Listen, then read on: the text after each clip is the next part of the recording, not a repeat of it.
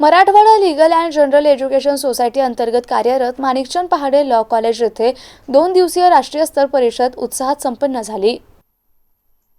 27 आणि 28 फेब्रुवारी 2026 रोजी पार पडलेल्या या परिषदेत अवयव प्रत्यारोपण, पॉलिएटिव्ह केअर आणि सन्मानपूर्वक जगण्याचा हक्क या महत्त्वाच्या विषयांवर तज्ज्ञांनी सखोल मार्गदर्शन केलं।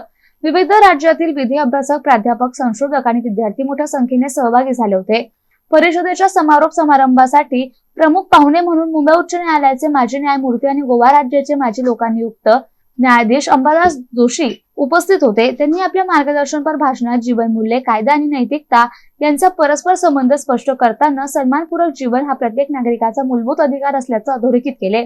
समारोप सोहळ्याचे अध्यक्षस्थान ज्येष्ठ विधिज्ञ ॲडव्होकेट राजेंद्र देशमुख यांनी भूषविले। त्यांनी विद्यार्थ्यांनी कायद्याच्या अभ्यासासोबत सामाजिक भान जपण्याचे आवाहन केलं। महाविद्यालयाच्या प्रभारी प्राचार्य प्राध्यापक डॉक्टर अपर्णा एन कोटापल्ले यांनी प्रास्ताविकात परिषदेच्या उद्दिष्टांवर प्रकाश टाकला आणि सहभागी मान्यवरांचे आभार मानले। ही परिषद late advocate LS Kulkarni memorial moot court hall येथे पार पडली।